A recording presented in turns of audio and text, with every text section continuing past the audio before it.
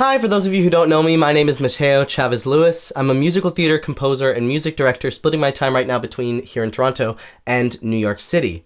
I wrote Tommy Rhodes. That's what that poster behind me is. It's a musical I wrote. You can listen to it on Apple Music and Spotify. And every Sunday on this channel, that's a lie. Sometimes on Sunday on this channel, I post an update of what I'm writing at the moment. Well, one of the things that I'm writing at the moment is a parody musical about Gypsy Rose Blanchard, based on the musical Gypsy. I was approached to work on this by Kevin and Erica, who are just hilarious, brilliant, comedic, satirical minds. And they came up with the idea and they wrote the script and the lyrics. And then the idea was that they wanted me to set the lyrics to music that was reminiscent of the songs from the musical Gypsy, but obviously it's about Gypsy Rose Blanchard and not exactly the same songs. So my assignment as a composer was really, really interesting on this one. I had to take the essence of some of the songs from Gypsy and then try to recreate the essence without recreating the songs exactly. So here is one example of one of the songs that I've been working on. This is called All of It's Working Out Gypsy, which is a parody of Everything's Coming Up Roses. So similar to Everything's Coming Up Roses, it starts with this big tremolo.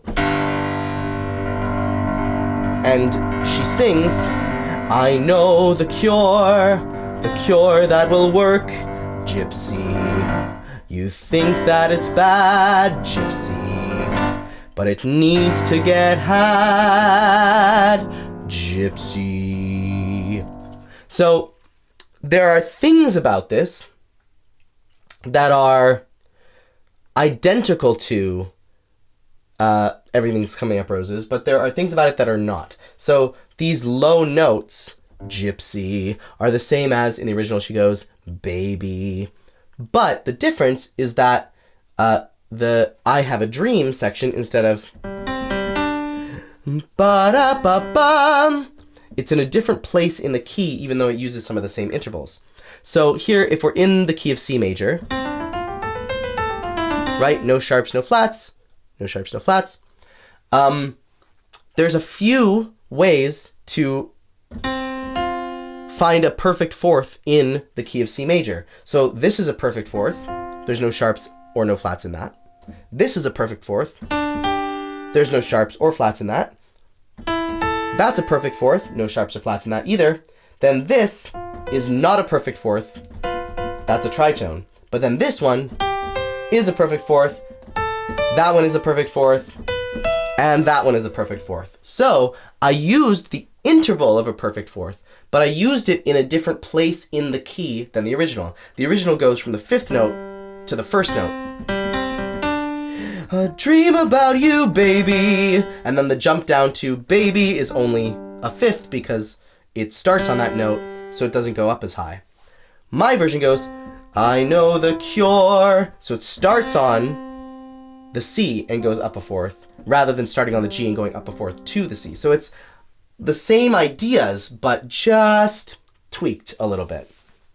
Then here we have the same rhythm and very similar chords to Everything's Coming Up Roses. We've got this very classic, old school.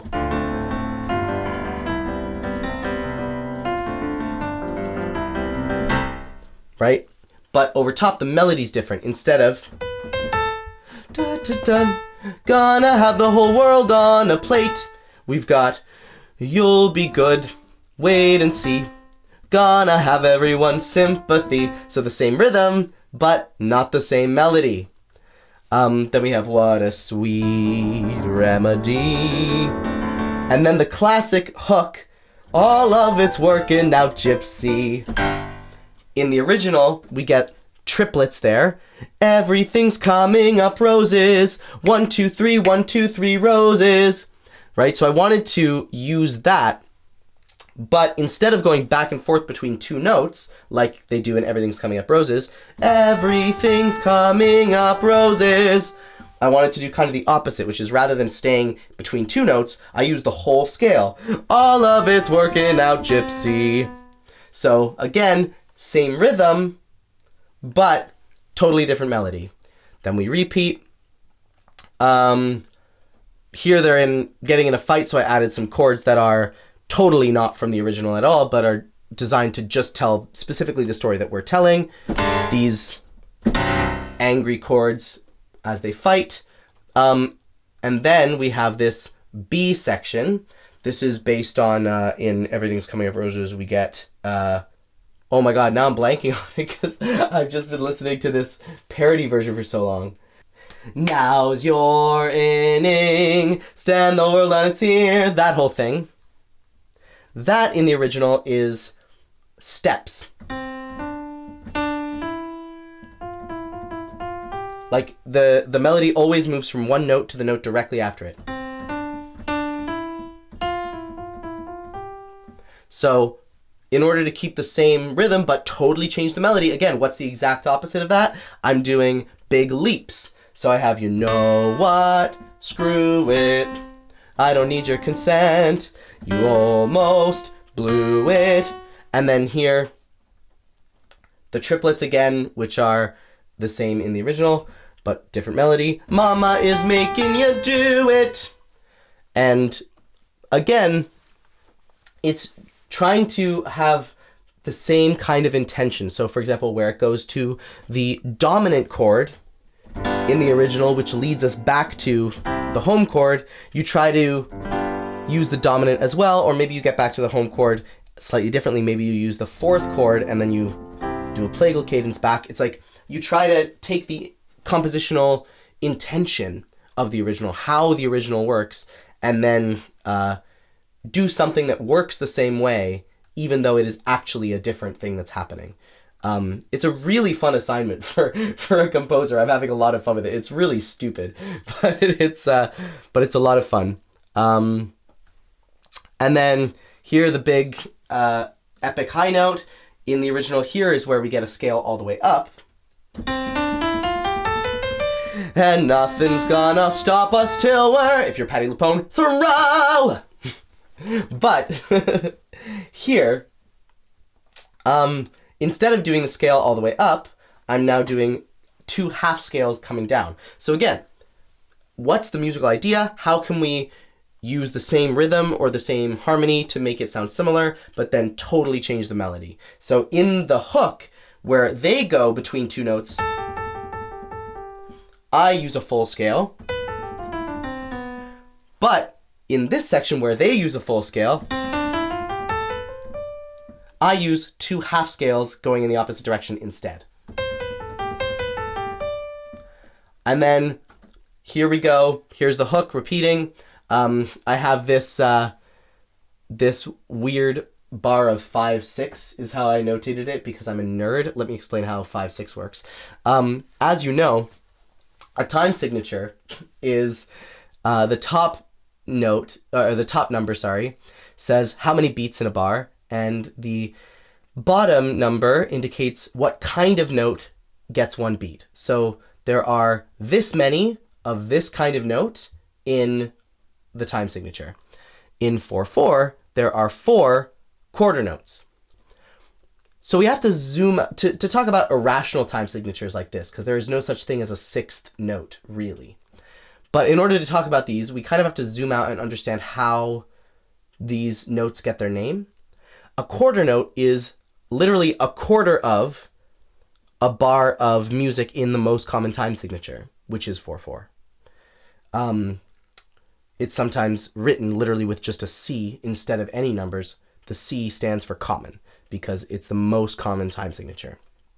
And a quarter note is a quarter of the bar in the most common time signature.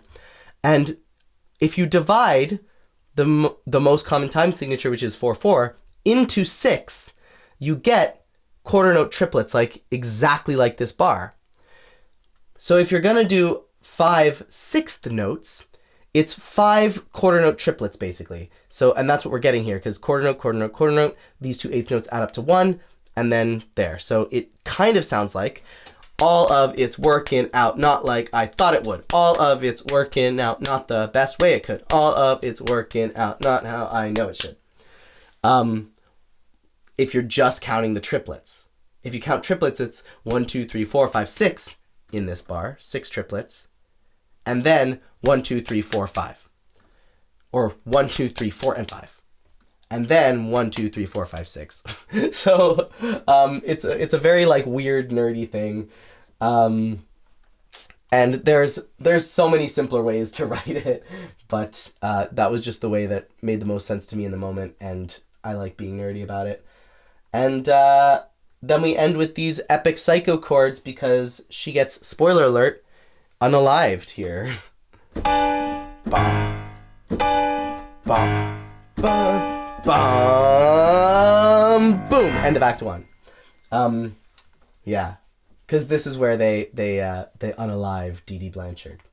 If you don't know the story of Gypsy Rose Blanchard, by the way, I just kind of assumed that everyone would. She is a girl whose mom basically forced her to pretend she was sick for sympathy and money and stuff, and forced her to get all of these medical procedures that she didn't actually need. And so she killed her mom and served some time in jail, and now she's like kind of a TikTok celebrity.